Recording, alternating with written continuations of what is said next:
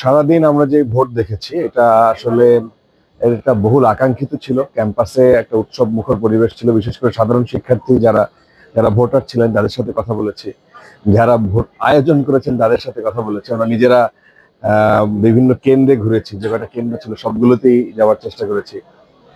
যারা প্রার্থী ছিলেন তাদের সাথে কথা বলার চেষ্টা করেছি। সারাদিন কিন্তু ওইভাবে কোনো অভিযোগ পাওয়া যায় নাই। আমরা এখন যখন কথা বলছি এখন হচ্ছে রাত্রে 11টা বাজে। সো আমরা এখন পর্যন্ত একটা কেন্দ্রের ফলাফলও পাই নাই। ওএমআর সিটে একটা ভিন্ন প্রক্রিয়ায় এই নির্বাচনের ভোট গ্রহণ হয়েছে, সম্পন্ন হয়েছে। আমরা আশা করছি কিছুক্ষণের মধ্যে ভোট পাবো। আম, এখন আমরা ক্যাম্পাসের বাইরে থেকে বিভিন্ন রকমের গ্যাঞ্জামের কথা শুনছি, বিভিন্ন রকমের বিদ্রোহের কথা শুনছি, বিভিন্ন রকমের ব্লেম গেম শুনছি। আমরা কিন্তু যে পর্যবেক্ষক দল ছিল বিশ্ববিদ্যালয়ের শিক্ষক নেটওয়ার্ক, তাদের সাথে একটু আগে কথা বললাম। ওনারা বলছিলেন যে ওনারা কিছু অবজারভেশনের কথা বলেছেন যে এগুলো অ্যাভয়েড করলে নির্বাচনটা আরো ভালো হতে পারতো, কিন্তু ওনারা বলেছেন সবচেয়ে অংশগ্রহণমূলক ছিল, সব দল মতের মানুষ অংশগ্রহণ ছিল, এখানে সবাই স্বতঃস্ফূর্ত ছিল, ভোটটা ভালো হয়েছে।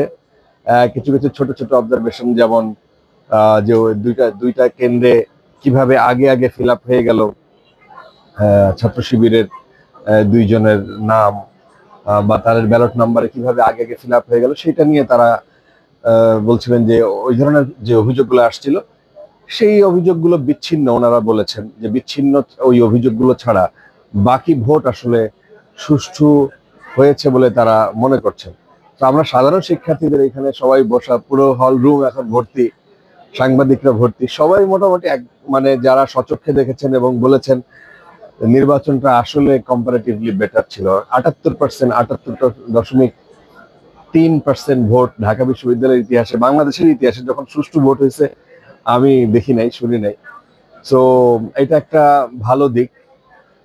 এবং নারীদের উপস্থিতি, আমি তো এত লম্বা লাইন দেখছি যে আমার মনে হয় 600-700, 400-500 হবে, আমি তো গুনি নাই। এত লম্বা লাইন, মানে ভোট দেওয়ার জন্য উৎসব। আমি এই ক্যাম্পাসে আমাদের যারা সহকর্মী ছিলেন ভোর 5টা থেকে। সো সব মিলিয়ে আমি বলবো যে এখন যেটা হচ্ছে এটা ব্লেম গেম, এটা পলিটিক্সে হয়তো হয়, আমি জানি না। ছাত্র শিবির দোষ দিচ্ছে ছাত্র দলকে, ছাত্র দল দোষ দিচ্ছে ছাত্র শিবিরকে, আবার স্বতন্ত্ররাও এরকম দোষ দিচ্ছে, নির্বাচন বয়কট বাকছাস, তারাও মানে উল্টোপাল্টা কথা বলছে যে নির্বাচন কারচুপি হয়েছে। কিন্তু ওভারঅল যদি আপনি বিবেচনা করেন এবং মানুষের যদি মতামত নেন, আমরা দেখলাম যে এই ভোট যুদ্ধটা আসলে ফেসবুকে দেখা যাচ্ছে। আমি লিটারেলি পুরো ক্যাম্পাসে আমরা যে চিত্র দেখেছি এবং ফেসবুকে যে চিত্র দেখছি এটা আলাদা। মানে এখানে কোনো ঝামেলা ওইভাবে দেখি নাই। তবে অনুরোধ থাকবে, এখনো আমরা জানি না যে শেষ পর্যন্ত কে জিততে যাচ্ছে, কারা জিততে যাচ্ছে।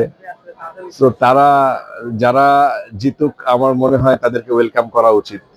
এবং ডাকসুর সাধারণ শিক্ষার্থীদের সবার প্রায় একটা কথাই ছিল যে ডাকসুটা প্রত্যেক বছর হোক, মানে প্রতি বছর ইলেকশনের টাইমটা ঘোষণা করা হোক এবং একটা ইলেকশনের জন্য ফ্রেম, মানে একটা ক্যালেন্ডার ঠিক করা হোক।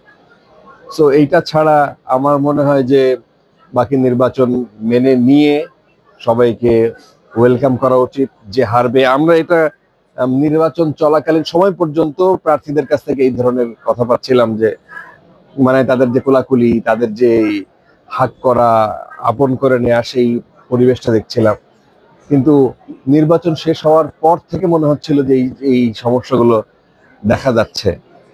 তো আমাদের প্রত্যাশা থাকবে, সাধারণ মানুষেরও প্রত্যাশা, সাধারণ শিক্ষার্থীদের প্রত্যাশা যে যে সৌহার্দ্যপূর্ণ সম্পর্ক আমরা দেখেছি নির্বাচন আজকের ভোট গ্রহণের আগ পর্যন্ত, সেই সৌহার্দ্যপূর্ণ অবস্থাটা থাকবে এবং সবাই সবাইকে মেনে নিবে।